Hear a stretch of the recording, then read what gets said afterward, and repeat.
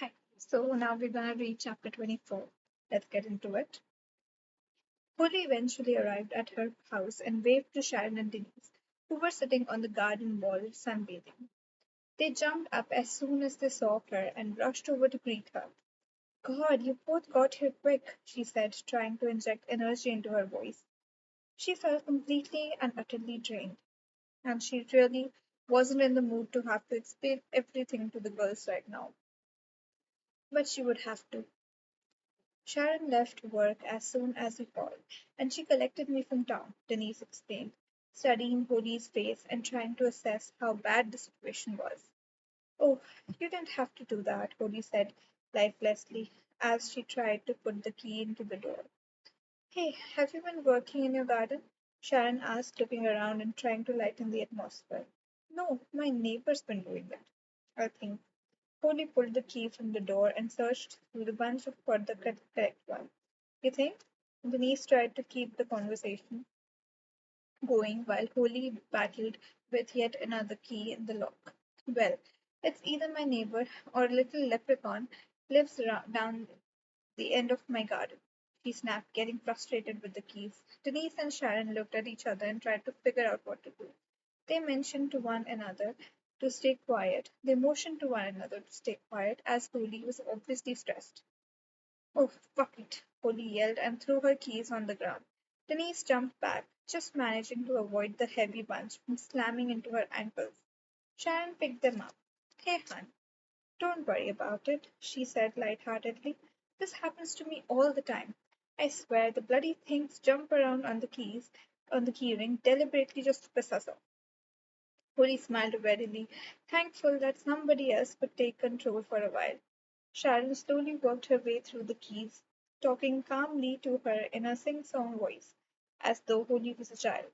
The door finally opened, and Holly rushed in to turn the alarm.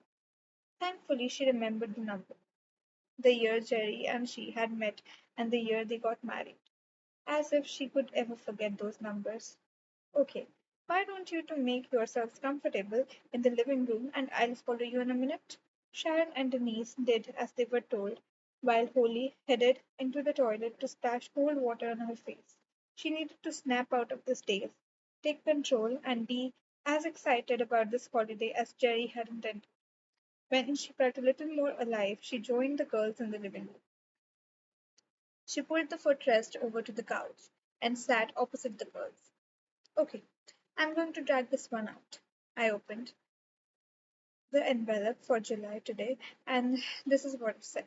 She rooted in her bag for the small card which had been attached to the brochure that she'd shown to the girl at the travel agent and handed it to them. It read, Have a good day, Polly. Have a good holiday. Oh, P.S. I love you.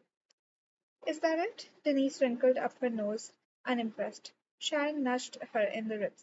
Ah, well, Polly, I think it's a lovely note, Sharon lied. It's so thoughtful and it's a lovely play on words. Polly had to giggle. She knew Sharon was lying because she always flared her nostrils when she wasn't telling the truth. No, you fool, she said, hitting Sharon over the head with a cushion. Sharon began to laugh. Oh, good, because I was beginning to worry there for a second. Sharon, you are always so supportive. You make me sick sometimes. Polly grinned. Now, this is what else was inside. She handed them the crumpled page that was torn from the brochure. She watched with amusement as the girls tried to figure out Jerry's writing, and Denise finally helped her hand up to her mouth. Oh my God, she gasped, sitting forward on her seat. What? Sharon demanded, and leaned forward with excitement. Did Jerry buy you a holiday? No, Holly shook her head seriously. Oh, Sharon and Denise both sat back in their seats with disappointment. Polly allowed an uncomfortable silence to lapse between them until she spoke again. Girls, she said with a smile beginning to spread across her face, he bought us a holiday. The girls opened a bottle of wine and squealed with excitement. Oh, this is incredible, Denise said after the news had sunk in. Jerry's such a sweetheart. Polly nodded, feeling proud of her husband, who had once again managed to surprise them all. So you went down to see this Barbara person? Sharon asked. Yes, and she was the sweetest girl. Polly smiled. She sat with me for ages telling me about the conversation they had that day. She went in at the end of November. He went in at the end of November. November? Polly looked thoughtful. That was after the second operation.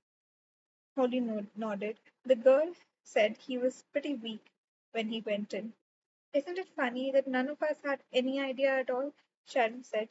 They all nodded silently. Well, it looks like we are all off to Lanzarote. Denise cheered, and she held her glass up. To Jerry. To Jerry. Polly and Sharon jumped in. Are you sure Tom and John won't mind? Polly asked, suddenly aware that the girls had partners to think of. Of course, John won't mind. Sharon laughed. He'll probably be delighted to get rid of me for a week. Yeah, and me and Tom can go away for a week another time, which actually suits me fine. Agreed, Denise. Because that way we are not stuck together for 2 weeks on our first holiday together, she laughed. Sure, you two practically live together anyway, Sharon laughed, nudging her. Denise gave a quick smile, but didn't answer, and the two of them dropped the subject. That annoyed Holly because they were always doing that. She wanted to hear how her friends were getting on in their relationships, but nobody seemed to tell her any of the juicy gossip anymore, out of fear of hurting her. People seemed to be afraid to tell her about how happy they were or about the good news in their life. Then again, they also refused to moan about the bad things. So instead of being informed of what was really going on in her friend's life, she was stuck with this mediocre chit chat about nothing really. And it was starting to bother her. She couldn't be shielded from other people's happiness for her forever. What good would that do her? I have to say that Leprechaun really is doing a great job on your garden, Holly. Denise cut into her thoughts as she looked out of the window. Holly blushed. Oh, I know. I'm sorry for being a bitch earlier, Denise. She apologized. I suppose I should really go next door and thank him properly. After Denise and Sharon had headed off home, Holly grabbed a bottle of wine from the stash under the stairs and carried it next door to her neighbor. She rang the bell and waited. Hi, Holly, Derek said, opening the door. Come in, come in. Holly looked past him and into the kitchen and saw the family sitting around the table eating dinner. She backed away from the door slightly. No, I won't disturb you. I just came to give you this. She handed him the bottle of wine as a token of my thanks. Well, Holly, this is really thoughtful of you, he said, reading the label. Then he looked up with a confused expression on his face. But thanks for what, if you don't mind me asking? For tidying up my garden, she said, blushing. I'm sure the entire estate was cursing me for ruining the appearance of the street, she laughed. Polly, your garden certainly isn't a worry to anyone. We all understand. But I haven't been tidying it for you. I'm so sorry to say that. Oh, Polly cleared her throat, feeling very embarrassed. I thought you had been. No, no. Well, you wouldn't by any chance know who has been. I have no idea, he said, puzzled. I thought it was you, to be honest. He laughed. How odd. Polly wasn't sure what to say next. So perhaps you would like to take this back? He said awkwardly, thrusting the wine bottle towards her. Oh no, that's okay. She laughed again. You can keep that as thanks for not being neighbors from hell. Anyway, I'll let you go back, get back to dinner. She ran off down the driveway with her face burning with embarrassment. What kind of fool wouldn't know who was tidying her own garden? She knocked on a few more doors around the estate, and to her embarrassment, nobody seemed to know what she was talking about. Everyone seemed to have jobs and lives, and remarkably enough, they didn't spend their days monitoring her garden. She returned to her house even more confused. As she walked in the door, the phone was ringing, and she ran to answer it. Hello, she panted. What were you doing? Running a marathon? No, I was chasing leprechauns. Polly explained. Oh, cool. The oddest thing was that Kiara didn't even question her. It was my birthday. It's my birthday in 2 weeks. Polly had completely forgotten. Yeah, I know, she said matter of factly. Well, Mom and Dad want us all to go out for a family dinner. Polly groaned loudly. Exactly. And she screamed away from her phone. Dad, Polly said the same thing as me. Holly giggled as she heard her father cursing and grumbling in the background. Kiara returned to the phone and spoke loudly so her father could hear. Okay, so my idea is to go ahead with the family dinner, but to invite friends as well, so that it can be actually an enjoyable night. What do you think? Sounds good, Holly agreed. Kiara screamed away from the phone. Dad, Holly said she agrees with my idea. That's all very well, Holly heard her father yelling. But I'm not paying for all these people to eat. He has a point, Holly added. Tell you what, why don't we have a barbecue? That way, Dad can be in his element and it won't be so expensive. Hey, that's a cool idea. Kiara screamed away from the phone once again. Dad, what about having a barbecue? There was silence. He's loving that idea. Kiara came back. Mr. Super Chef will once again cook for the masses. Polly smirked at the thought. Her dad got so excited when they had barbecues, he took the whole thing incredibly seriously and stood by the grill, constantly watching over the wonderful creation. Jerry had been like that too. What was it with men and barbecues? Probably because it was the only way that the two of them could actually cook. Either that or they were closet pyromaniacs. So, will you tell Sharon and John, Denise and her DJ Block, and will you ask that Daniel guy to come too? He's yummy, Clara demanded.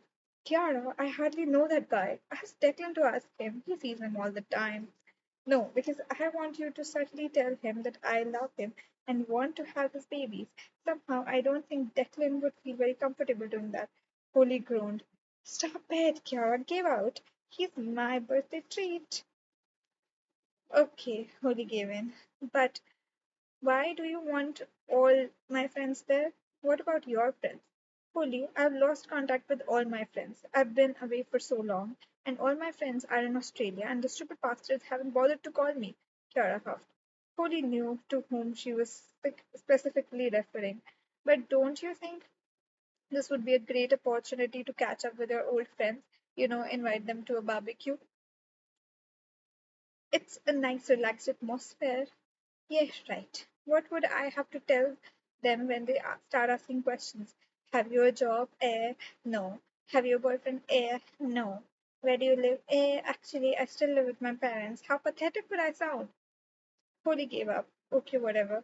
Anyway, I'll call the others, and Kiara had already hung up. Holly decided to get the most awkward phone call out of the way first, and she dialed the number to Hogan's. Hello, Hogan's.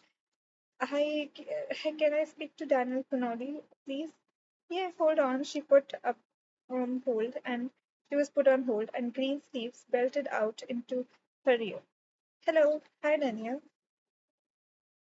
Yeah, who's this? It's Hoodie Kennedy. She paced nervously around her bedroom, hoping he would recognize the name. Who? He yelled as the music in the background became louder. Hoodie dived onto her bed in embarrassment. Hoodie Kennedy, Declan's sister? Oh, holy, yeah. Hold on a second while I go somewhere quieter. Holly was stuck listening to Green Sleeves again, and she danced around her bedroom and started singing along. Sorry, Holly, Daniel said, picking up the phone again. He started laughing. You like Green Sleeves? Holly's face went scarlet. No, not really. She couldn't think of what else to say. Then she remembered why she was ringing. I was just ringing to invite you to a barbecue. Oh, great. Yeah, I would love to go. It's Kiara's birthday on Friday week. My sister Kiara. Hey, yes, the one with pink hair. Fully laughed. Yes, stupid question. Everyone knows Kiara. Well, she wanted me to invite you to the barbecue and to suddenly tell you that she wants to marry you and have your babies. Daniel started laughing. Yes, that was very subtle all night. All right. Fully wondered whether he was interested in her sister, if she was his type. She'd be 25, Holly added for some unknown reason. Oh, right. Well, Denise, your friend Tom are coming as well, and Declan will be there with his band, of course. So you'll know plenty of people. Are you going? Of course. Good. I'll know even more people then, won't I? He laughed. Oh, great. She'll be delighted you're coming. Well, I would feel rude for not accepting an invitation from a princess. At first, Holly thought he was flirting, and then she realized he was referring to the documentary, so she mumbled some sort of incoherent answer.